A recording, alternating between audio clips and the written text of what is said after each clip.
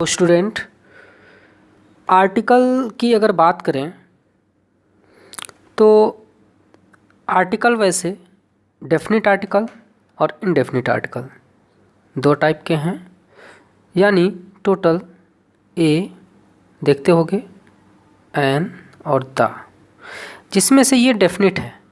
किसी के पहले अगर हम द का यूज करते हैं, दूसरी चीज़ आर्टिकल का यूज हम लोग बिफोर नाउन करते हैं, ये चीज़ हमेशा ध्यान रखो, नाउन से पहले। इस नाउन को ये लोग कंफर्म करते हैं। अगर द का यूज करते हैं नाउन से पहले तो उस नाउन को द डेफिनिट कर देता है। अब बात आती है ए और एन, ये दोनों इनडेफिनिट आर्टिकल हैं। इसमें भी ए का यूज तो एक से होता है और दूसरा इसका यूज होता है कोई। कोई का मतलब डेफिनिट नहीं है, जैसे आ बॉय अगर लिखा हो तो कोई लड़का। अब बात आती है एन का भी यूज हम लोग सिंगल के लिए करते हैं, लेकिन ए और एन में बेसिक जो डिफरेंस है, आप लोग जो मिस्टेक करते हो ये कि वॉवेल लेटर से अगर कोई वर्ड स्टार्ट है तो हम एन का यूज करेंगे, लेकिन रियल में ऐसे नहीं याद रखना है। करना क्या है, अगर ऐसा होता फिर जो आर्स होता है ये, इससे पहले हम लोग एन का यूज करते हैं।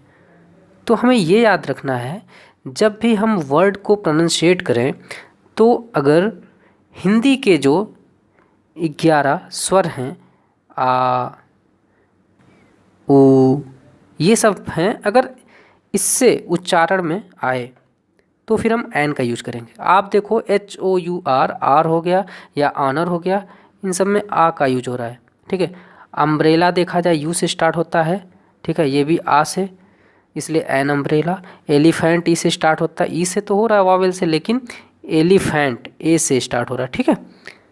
यूनिवर्सिटी, अब देखो यूनिवर्सिटी यू से स्टार्ट हो रहा है तो लगना चाहिए तो एन यूनिवर्सिटी, लेकिन नहीं, क्योंकि यूनिवर्सिटी आप या से स्टार्ट होगा, जो कि एक कॉन्सोनेंट है, व्यंजन है, इसलिए हम लोग ए का यूज करते हैं। तो ये बहुत ही अच्छा एक कॉन्सेप्ट है।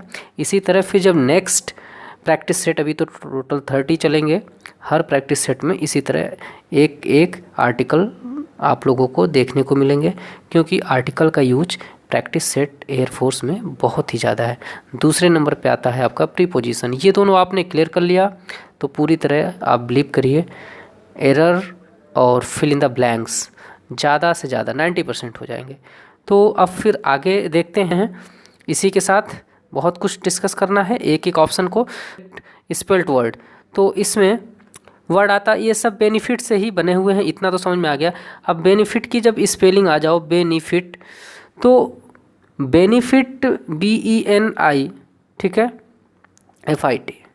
अब बेनिफिट से कौन सा बनेगा, डबल टी वाला या फिर ऐसे? तो इससे पहले एक रूल आप याद कर लो, वैसे तो आंसर फर्स्ट है। वो रूल क्या है, देखिए, ये वर्ब में अगर एंड जो है, एंड लास्ट वाई से हो रहा है और इससे पहले कॉन्सोनेंट है, तो हम ED ऐड करते हैं और ये वाई आई में कन्वर्ट हो जाता है, मतलब टोटली IED, ठीक है।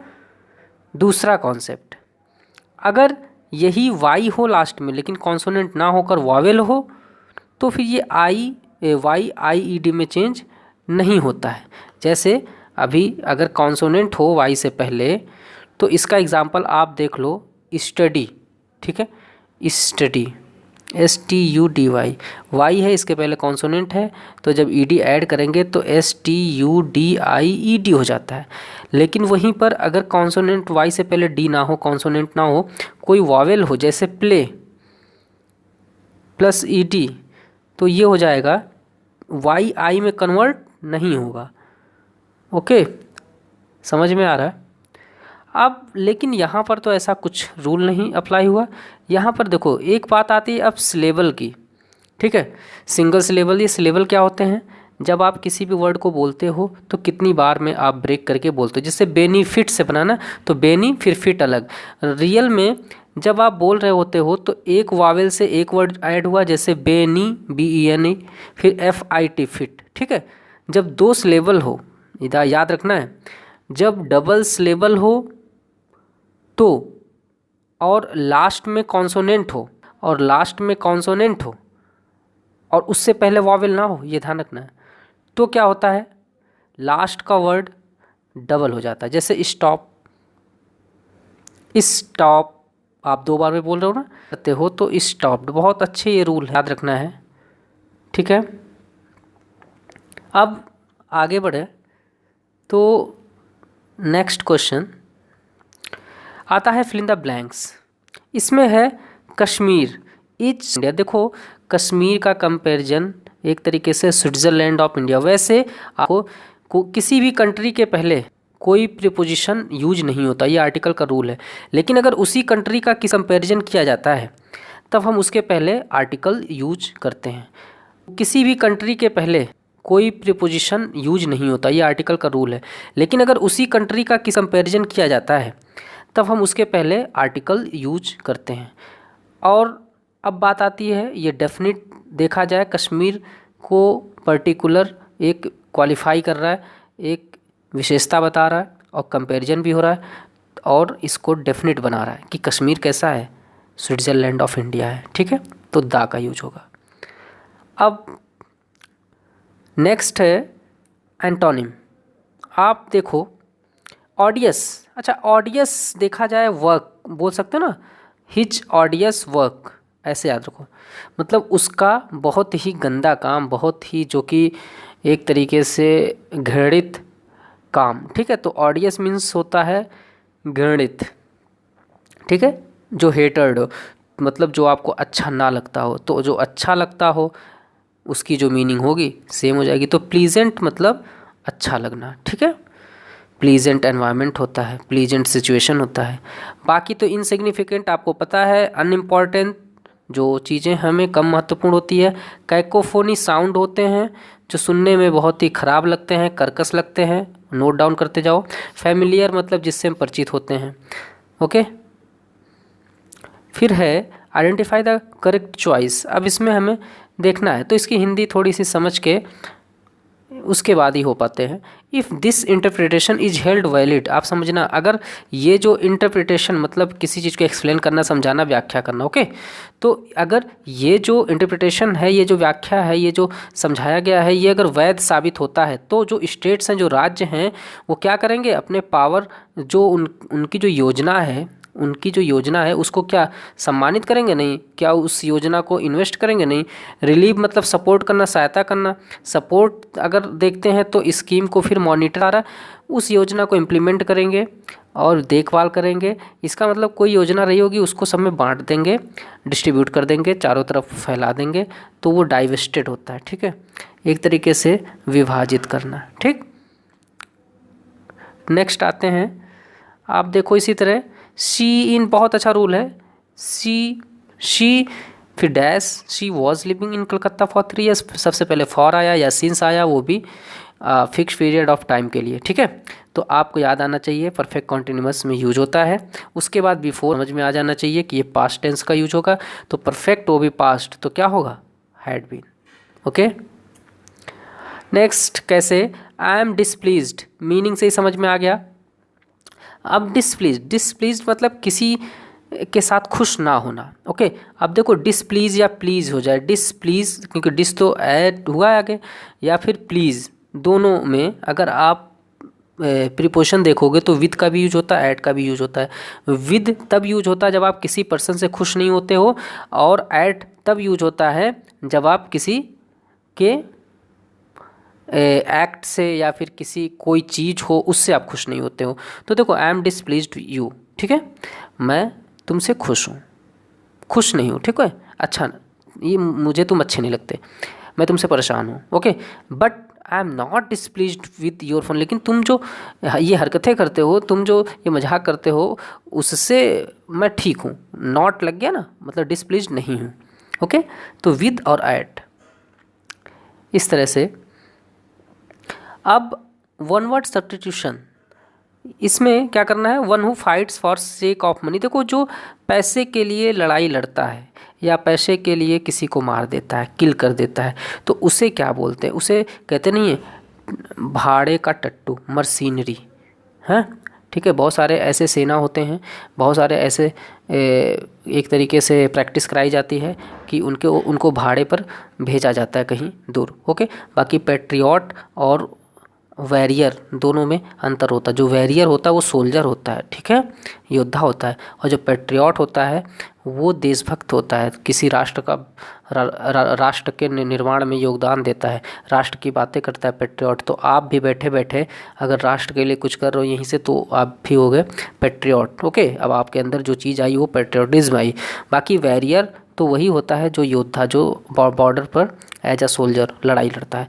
बाकी अमेचर, देखो अमेचर ये चीज़ होता है जो अभी इनएक्सपीरियंस्ड हो, मतलब टायरो, TYRO, ये भी एक वोकैब हो गई, जो अभी काम में नया हो, ठीक है, बिगिनर, नौसुखिया आप बोल सकते हो।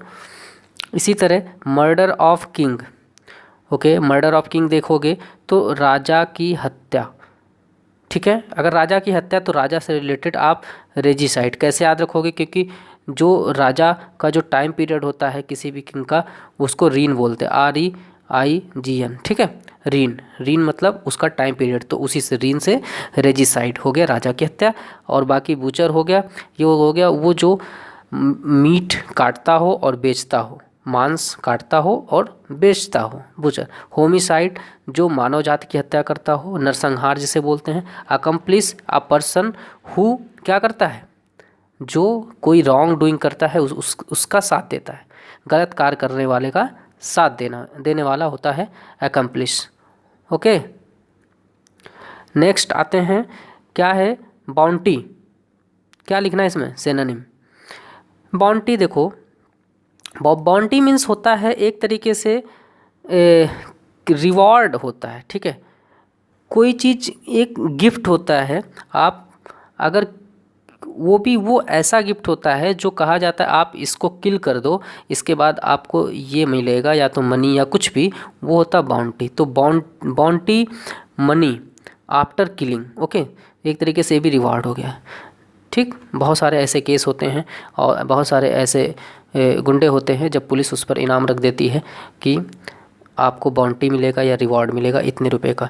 बाकी गिफ्ट तो पता है अपनी तरफ से देना, और प्लेजर तो पता है, खुशी होता है, डोनेशन पता है, अपने आप से स्वेच्छा से कहीं पैसे दे देना। उसके बाद ये कंडीशनल सेंटेंस है, she was intelligent she was poor. अब देखो यहाँ विरोधाभास है, वो इंटेलिजेंट तो है लेकिन भाई गरीब है, इसका मतलब बट का यूज होगा। एंड का तब यूज होता है, हो सकता है जब दोनों, जैसे इंटेलिजेंट भी है और ऑनेस्ट भी है, ओके, दोनों पॉजिटिव है, तब एंड का यूज। अब आते हैं, नेक्स्ट है ईडियम फ्रेजेस है, बहुत अच्छा है, टू बीट द एयर। अब बीट द एयर मतलब आप हवा को अगर पीटोगे, एयर को अगर पीटोगे, इसका मतलब बेकार का काम करते हो ना। तो हम लोग एफर्ट तो लगाते हैं लेकिन यूजलेस होता है वो एफर्ट, वही हो गया आपका टू बीट द एयर। फिर इनकरेक्ट पार्ट इसमें देखना है, सत्यजीत राय हु कंसीव्ड, जिसे माना गया को authored and directed a number of good films, अच्छे फिल्म्स के लिए, वॉज जो कि थे क्या, वन ऑफ मोस्ट, अब यहीं से समझ में आ रहा ना, एक थे बहुत सारे मोस्ट टैलेंटेड फिल्म मेकर में से एक इनको बताया जा रहा है, मतलब क्या हो गया, सुपरलेटिव डिग्री से पहले द का यूज होता है, तो आप वन ऑफ द, तो एरर किस पार्ट में है, सी पार्ट में। इस तरह से I said to my brother, ये क्या है, इनडायरेक्ट में कन्वर्ट करना मुझे, तो I said to my brother let us go to, भाई मैंने अपने भाई से कहा लेट अस, चलो चलते हैं किसी पहाड़ी वाले एरिया में, कुछ बदलाव हो जाए। इसका मतलब हम लोग एक प्रस्ताव रख रहे हैं, एक सजेशन होता ना, हम लोग सुझाव रखते हैं, कोई प्रपोज रखते हैं, तो सबसे पहले आस्क तो नहीं होगा, पूछा नहीं इसने, दोनों में ये नहीं होगा, परमिटेड परमिशन भी नहीं मांगा, तो देख लो आई सजेस्टेड, सिंपल सी बात है। नेक्स्ट है the noise of the traffic kept me awake, ये वॉइस चेंज करना है। अब देखो the noise of the traffic kept me, सबसे पहले अवेक, सबसे पहले हम लोग ऑब्जेक्ट तो मी हो गया, तो मी तो आई से स्टार्ट होगा, फिर उसके बाद नॉइज द ट्रैफिक केप्ट है सेकंड फॉर्म, मतलब पास्ट इंडेफिनिट है, तो पास्ट कॉन्टिन्यूस में चेंज होगा। तो वॉज, आई के साथ वॉज किस में है, आप या तो ये होगा या तो ये होगा, फिर उसके बाद वो आपका थर्ड फॉर्म केप्ट होगा, फिर उसके बाद अवेक, तो अवेक यहाँ है यहाँ नहीं, तो सी पार्ट राइट। इस तरह से करना है हमें। फिर अब ये क्या है, वन वर्ड है क्या ये, fill in the blanks with suitable, इसमें तो फिल इन द ब्लैंक्स है नहीं, तो कहीं ना कहीं होगा रमेश वेल विशर्स वेंट, आप देख सकते हो टू एक्सट्रीम टू बिजनेस, यहाँ रॉन्ग है, तो मतलब यहाँ होगा। एक देखो रमेश के जो शुभ चिंतक हैं वे लोग कहाँ पर गए, बहुत ही अत्यंत बहुत ही ज़्यादा एनहेंस कर दो बिजनेस के रेपुट, भाई जो भी शुभ चिंतक होते हैं वो बिजनेस के रेपुटेशन को बढ़ाएंगे, ठीक है, बढ़ाने के लिए किसी भी हद तक जाएंगे, स्पीक बोलेंगे नहीं, डिस्टर्ब नहीं करेंगे, स्पॉइल थोड़ी करेंगे। बात समझ में आ गई। अब आप देखते हो यहाँ से इस टाइप के तो क्वेश्चन एक न एक आते हैं हर सेट में। क्रिटिक, अब क्रिटिक से बनाना हमें एडजेक्टिव, तो आपने सुना होगा क्रिटिकल टेम्परेचर, बहुत ही अच्छा क्रिटिकल टेम्परेचर, ठीक है, क्रिटिकल टेम्परेचर मतलब समझ में आ रहा है ना, क्रिटिकल सिचुएशन, बहुत ही दयनीय स्थिति, बहुत ही एक्सट्रीम लेवल पे जब होता है। और ये इसका प्लूरल देखो ये होता है रिफ्लेक्सिव प्रोनाउन इसे बोलते हैं, रिफ्लेक्सिव प्रोनाउन सेल्फ में, और माई सेल्फ का रिफ्लेक्सिव प्रोनाउन होता है और सेल्फ, ये बेटा रट लो, बाकी तो सबका हर सेल्फ ऐसे ऐसे करके होता है, ये बहुत ही इम्पोर्टेंट है। और सेल्फ्स होता है, ये नहीं होता है, इसमें चेंज हो जाता है। यहीं तक रखते हैं, फिर नेक्स्ट जो है इसी तरह रूल्स के साथ आप प्रैक्टिस करते रहो।